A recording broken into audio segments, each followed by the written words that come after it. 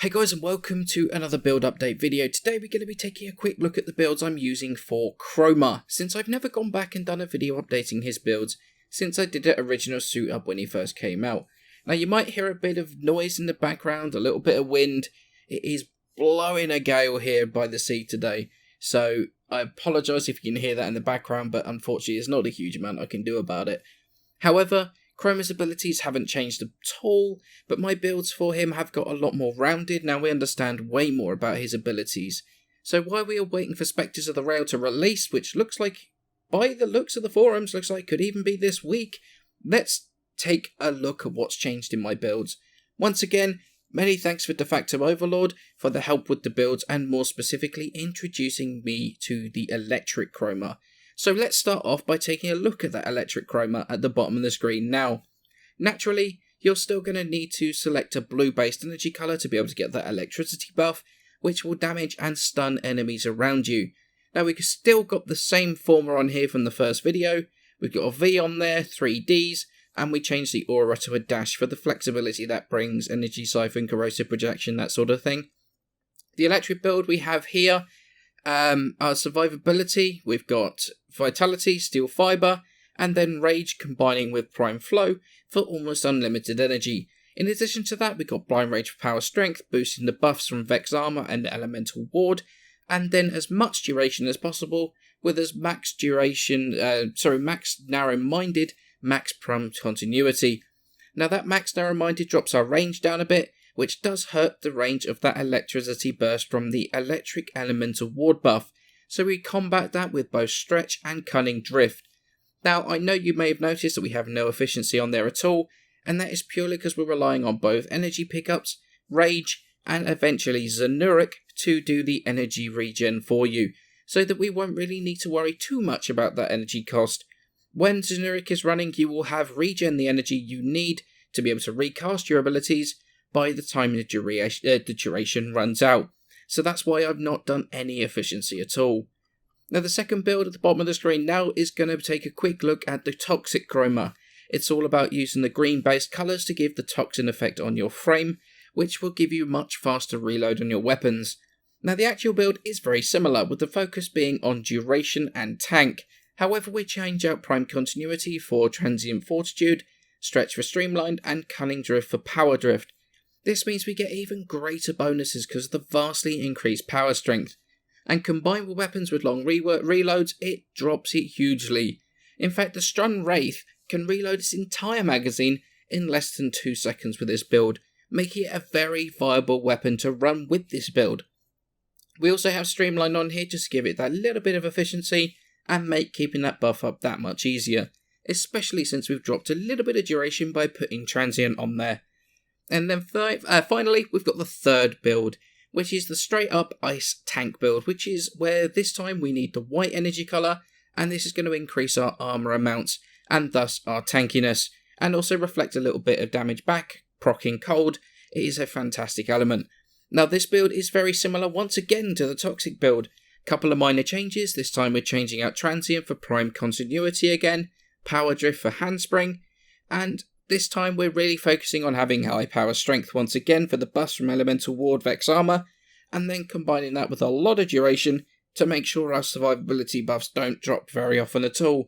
Although since we're pretty much here to tank, we do have Streamline there just to make sure and make it that little bit easier, just to make sure the buffs are going to be up all of the time, with very to little to no downtime where the abilities aren't up.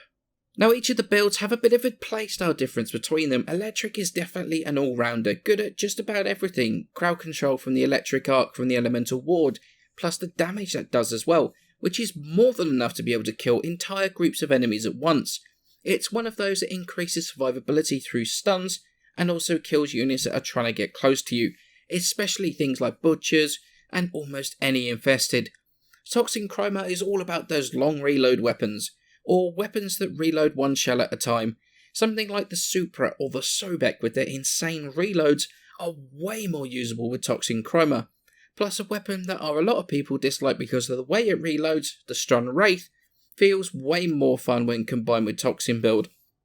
And there's actually a couple of surprises that work way better than expected. On my Rat Casernos build, if you remember, I put Prime Fast Hands on there because actually it's the reload that affects the rate of fire of the weapon more than putting any fire rate mods on, which is confusing, I know, but with the Toxin Chroma, you can change that out. You can take the Prime Fast Hands off for more damage if you want to, further increasing the damage on an already incredible bow. And then you have Ice Chroma, which is there just to soak up as much damage as the enemies can physically throw at you. When played properly and with the proper arcanes, it's pretty much impossible to die if you are paying attention on the ice build. Now, talking about arcanes, the two I would use on Chroma are Arcane Guardian for increased armor. This actually gives a pretty nice survivability boost to Chroma because it's additive, and then Arcane Grace to give you the health regen on hit, once again increasing the survivability of Chroma a fair bit.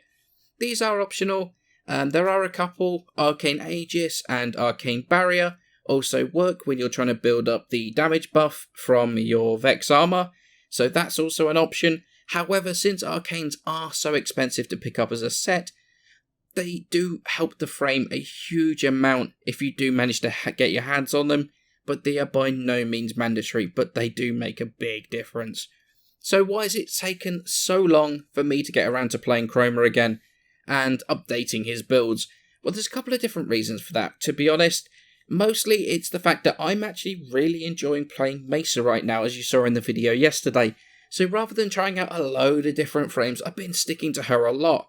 And that's meant that poor old Chroma, even though he's a great frame, doesn't get any playtime from me whatsoever. But the thing is, and I'm pretty sure the majority of Warframe content creators will tell you this, to be honest, there's a severe lack of content right now to do. What with Spectres of the Rail still coming at some point, hopefully tomorrow actually, would be my hope for that, so they got a couple of days before TennoCon to fix things. And so, while I'm waiting, I decided to go back over all of my frames, check their builds, since a lot of them, Chroma included, didn't get updated when the Moon mods came out, or to be honest, even when the Exilus slots came out, so he was badly needing a look at. The electric build is absolutely incredible. Don't get me wrong, Toxin is fun for certain weapons, Ice for that insane tank, but that electric build has the awesome electric effect all over Chroma when you have the elemental ward running, and then the crowd control from the electric proc plus the damage is surprisingly good. He's a ton of fun to play, and you will see in the footage in the background how effective that build can be. Plus, you're actually going to see another video tomorrow. There's a few of us just running around, derping around in a void mission, and I am using the electric build Chroma. I think it's possibly the most underrated of all the Chroma builds. Everyone knows Toxin, everyone knows Ice, everyone knows Fire, but nobody really thinks of electric Chroma. Now, mentioning the Fire Chroma, I know there is a build, and I was reminded of a build in my previous video, that has minimum duration heat build. Now, that effectively uses elemental ward as a heal. However, personally, I've always hated that build.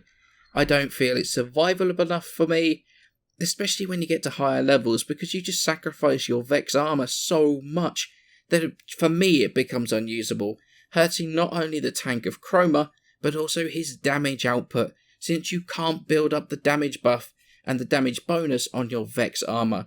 So this is why I've not actually included it in my updated builds here. However, I'm glad that the time between updates has actually given me a chance to go back and check out some of my builds again. Every time I check out old frames, I remember just how fun they can be. Check out Chroma again if you're using the build from my original video, then you don't actually need to put any more former on there to make it work. But these are the builds I've updated to now, and I am really happy with. Give them a go if you like tanky warframes. Chroma might just be up your alley. As always guys, many thanks for watching. Fun little challenge video coming tomorrow. It's nothing too serious, but it is a laugh. So I shall catch you in the next video.